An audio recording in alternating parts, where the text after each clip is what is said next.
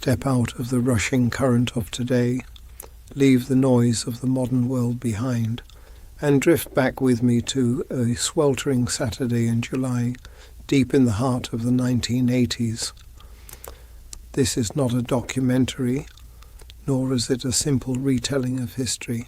This is a deeply personal tribute, a fan-secret memory of a profoundly quiet moment that the television cameras never caught, yet it completely rewrote the rhythm of one broken life. My name is Thomas. I turned 60 years old just a few weeks ago, and as the years go by, I find myself clinging more and more to the quiet miracles of my youth. I am sitting here in my comfortable, quiet armchair, looking out at the evening rain against the glass, but my weathered hands are holding on to then something that belongs to a completely different, vibrant world. Resting carefully in my palms is a heavy, rusted brass key ring that used to open the damp, echoing service doors of Wembley Stadium. And right next to it, carefully preserved inside a small wooden box, is a perfectly folded, surprisingly delicate silk handkerchief. Whenever I run my thumb over this incredibly soft fabric, the decades just seem to instantly melt away. I don't just feel the old silk against my skin.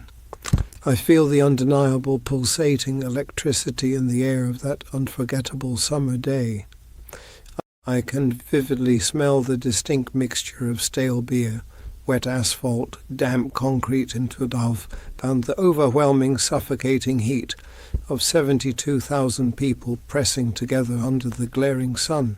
But more than the sights and more than the smells, I can still hear the voice, not the booming, theatrical, larger-than-life voice that echoed across the globe and shook the very foundations of rock and roll music.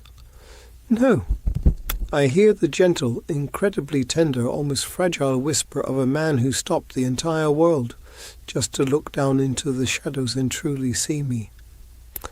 It is so strange how a single isolated afternoon can permanently anchor your entire existence. People always talk about that specific day as the absolute greatest live performance in the entire history of music.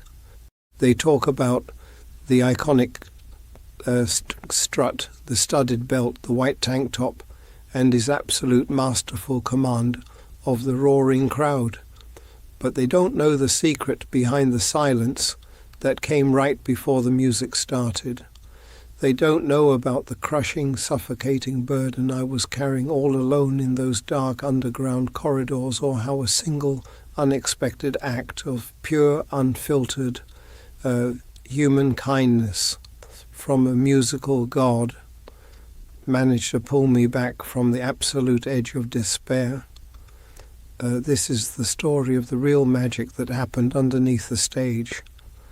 But back in those days, the unforgettable summer of 1985, I was barely 20 years old, yet my spirit felt completely hollowed out, as if I had already lived 100 exhausting lifetimes.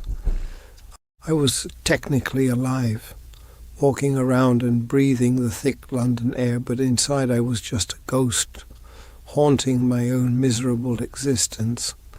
I had managed to secure a temporary invisible job as a janitor, part of the massive cleaning crew for Wembley Stadium. My daily reality was 1,000,000 miles away from the bright lights and the glamour of the magnificent stage above. My world was made of endless, dimly lit concrete corridors, the harsh burning smell of cheap industrial bleach, and the sticky, lingering scent of stale spilled beer. I spent my endless hours pushing a heavy, waterlogged mop across miles of damp grey floors, keeping my head down, desperately praying that no one would ever look at me. The absolute truth was, I was hiding Just a few agonizing months before that monumental July weekend, my entire universe had violently collapsed. My younger brother, the absolute brightest light in our family, was taken from us in a sudden senseless accident. He was just a boy. After we stood in the freezing rain and buried him, something inside my throat just snapped shut. The doctors called it severe trauma-induced mutism. They said my brain simply shut down the ability to speak as a defense mechanism against the unbearable grief. But honestly, the silence wasn't a medical condition to me. It was my only remaining shield against a world that had become impossibly cruel. I didn't want to talk. I didn't want to explain the gaping hole in my chest to pitying relatives. So I just stopped making sounds altogether. The absolute isolation was deeply suffocating, yet it was the only place I felt truly safe from the pain. On the day of the concert, the contrast between my inner darkness and the exploding joy of the outside world was physically painful. I remember gripping the rough wooden handle of my mop so tightly that my knuckles turned completely white, my hands trembling uncontrollably as the distant muffled bass from the sound checks vibrated fiercely through the soles of my worn-out work boots. It was so incredibly cold down in those subterranean tunnels, a stark, bitter contrast to the sweltering heat baking the thousands of lucky fans outside. I was surrounded by the greatest celebration of life and music the decade had ever seen, yet I had never felt more entirely, hopelessly dead inside. I was just a nameless, broken boy in a dirty grey uniform, swallowing my tears in the dusty shadows, desperately waiting for the deafening noise of the world to finally stop so I could just fade away completely. By mid-afternoon, on that monumental 13th of July, the entire concrete structure of Wembley Stadium was literally vibrating against my spine. The sheer magnitude of 72,000 people, stomping, singing and screaming in absolute unison. It was like a massive, unstoppable earthquake rolling continuously right above my head. I had managed to drag my heavy mop cart into a forgotten, dead-end storage alcove far beneath the main stage, a dark little cave filled with towering black flight cases and tangled coils of thick, dusty cables. The air down there was incredibly thick, choking me with the smell of hot electrical wire and ancient damp dust. Every single time the crowd roared, tiny flakes of grey paint drifted down from the ceiling like a dirty mocking snowfall. It was just too much. The pure, overwhelming tidal wave of human joy crashing down from the stands above was completely suffocating me. I sat down heavily on a cracked plastic crate, pulling my knees tight against my chest. I kept picturing my little brother's face, his bright, missing smile, and the horrific injustice that he would never ever get to hear this beautiful music or feel this incredible energy. The contrast between their celebration and my absolute despair, it finally broke whatever fragile shell I had left. I just couldn't hold the darkness inside anymore. My chest started heaving violently. I squeezed my eyes shut, burying my face deep into my filthy, bleach-stained hands. And the tears, they just started pouring out hot and fast, burning my cold cheeks. I tried to gasp for air, but my lungs felt completely crushed. I wanted to scream. I wanted to howl in agony, to let out all the bitter anger and the crushing sadness that had been rotting inside my throat for months. I opened my mouth, straining my jaw, desperately trying to make a sound, any sound at all. But my damaged mind simply refused to let it out. I I was trapped. It was the most terrifying, helpless feeling in the entire world. I was violently sobbing, my whole body shaking uncontrollably in the shadows, but I was completely, utterly silent. The deafening roar of the world's greatest party was crashing all around me, and I was just a voiceless, broken boy drowning in the dark, crying so hard that my ribs ached, completely convinced that I was absolutely alone and that no one would ever find me.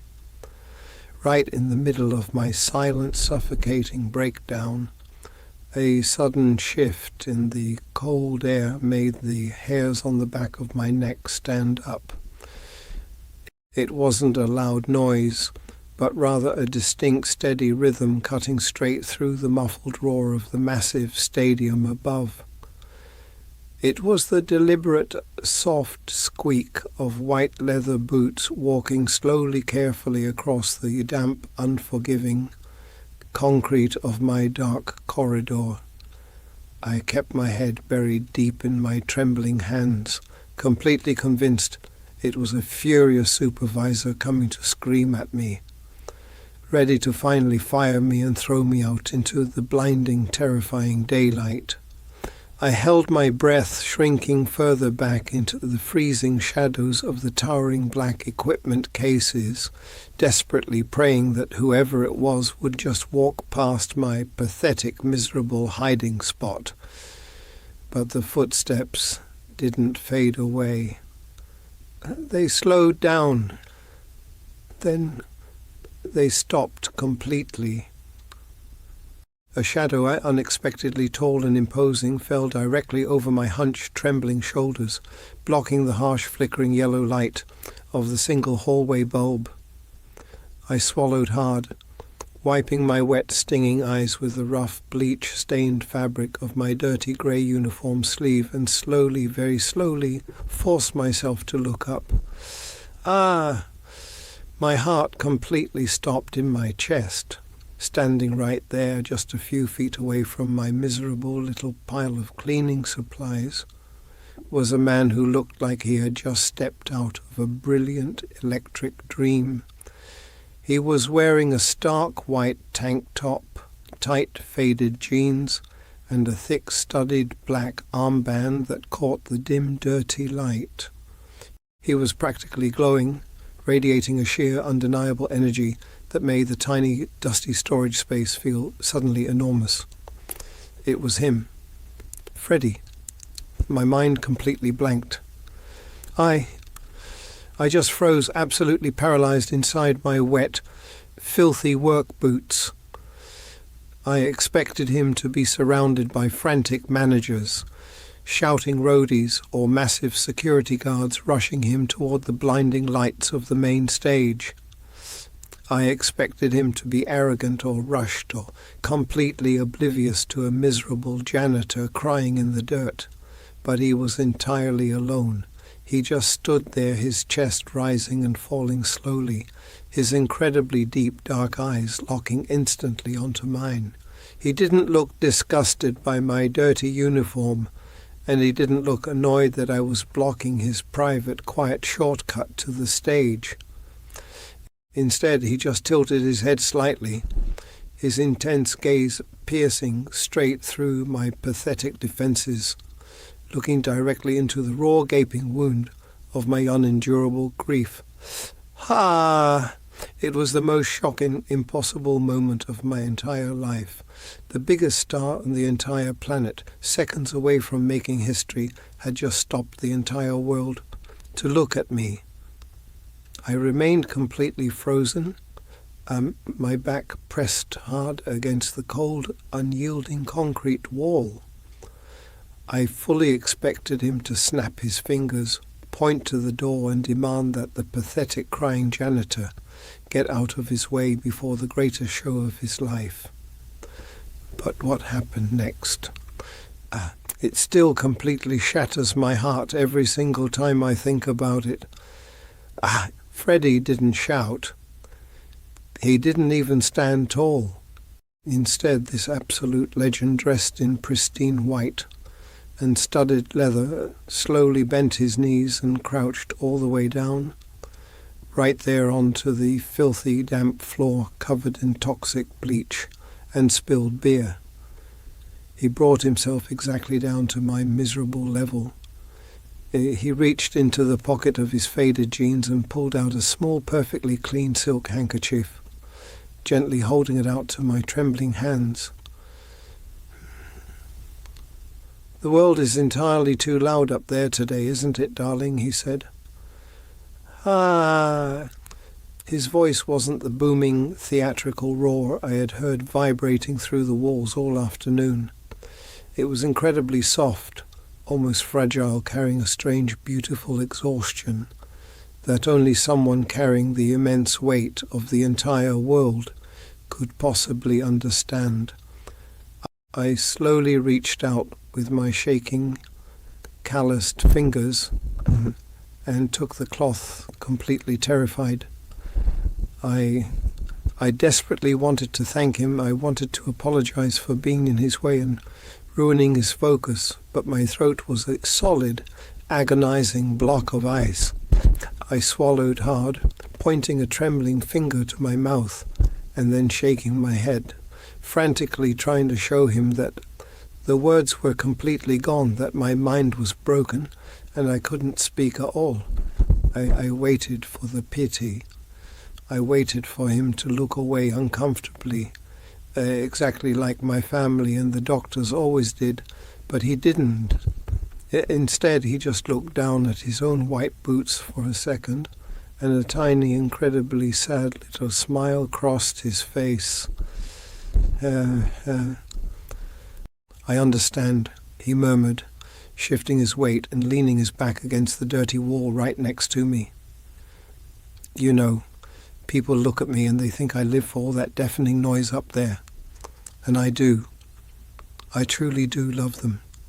But sometimes the absolute silence you carry inside your own chest is much, much heavier than the roar of 72,000 people." I just stared at him, my tears soaking the silk in my hands. In that dark, suffocating tunnel, just minutes before he made musical history. He wasn't an untouchable god preparing to conquer the planet. He was just a profoundly gentle human being sitting in the dirt with a broken, voiceless boy, sharing the exact same quiet, aching darkness. He sat there with me for what felt like hours, though it could have only been a few fleeting minutes. He didn't ask me to explain the gaping hole in my chest, and he didn't demand to know the tragic details of why I was hiding from the sun. He simply looked at me, his dark eyes filled with a profound, quiet understanding. "You know, my darling," he whispered, breaking the heavy silence between us, "you absolutely do not need words to be heard in this world." He slowly stood up, brushing the damp stadium dirt from his pristine white jeans, and offered me his hand. I hesitated, my entire body shaking, but there was something so completely commanding and yet incredibly safe about his outstretched palm. I slowly reached up and let his firm grip pull me to my feet. He kept his hand heavily on my trembling shoulder. "Sometimes the pain is just too thick for proper sentences," he said softly, leaning in close. "So you just have to let the air out from the very bottom of your shattered chest. You bypass the clumsy words entirely. Like this, I stared at him, absolutely terrified. My throat immediately tightened defensively. I violently shook my head, stepping back toward the cold concrete wall, completely convinced that my voice was dead and buried forever. But he didn't let me retreat. He stepped closer, his intense gaze locking onto mine with an unyielding, fierce kindness. "Try it. Just for me. Just one breath," he urged, his voice steady.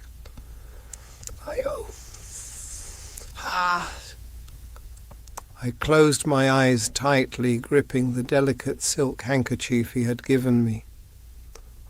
I thought of my little brother. I thought of the agonizing, suffocating silence that had swallowed my existence. I took a deep, incredibly shaky breath and forced a tiny broken whisper out of my raw, unused throat. "Ayo!" Freddie's face instantly lit up, a magnificent beaming smile spreading across his features. "Yes! Exactly that, but louder, darling, push it all out. Oh!" I squeezed my eyes shut, my chest heaving violently, and pushed the heavy grief out of my lungs with everything I had left. Oh! He threw his head back and laughed, a rich, beautiful sound that echoed down the empty tunnel. "Ha! Ha!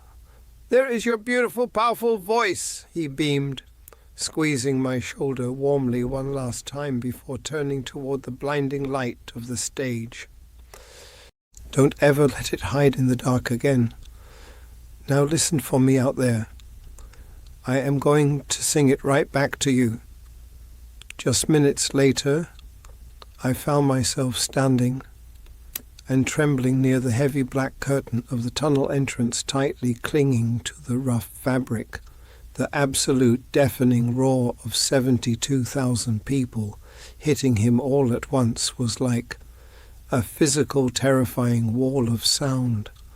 I watched, completely mesmerized, as the gentle man who had just been sitting in the damp bleach and dirt with me ran out into the blinding sun and instantly commanded the entire planet. He was a magnificent force of absolute nature. But then, right in the middle of the set, the music completely stopped. He paused, grabbed his iconic microphone stand and leaned his head back against the bright blue summer sky. "Ay-ay-oh!" The entire massive stadium literally shook as the world frantically screamed it back to him. But right then, right before he continued the song, he slowly turned his head. He looked away from the endless roaring sea of adoring faces, and he glanced directly down toward the dark, lonely tunnel where he had left me. He gave a tiny, almost imperceptible nod. He was checking on me. He took a broken, completely voiceless boy hiding in the freezing shadows and miraculously shared his invincible strength with him on the biggest, brightest stage on earth. I never saw him again in person after that unforgettable day.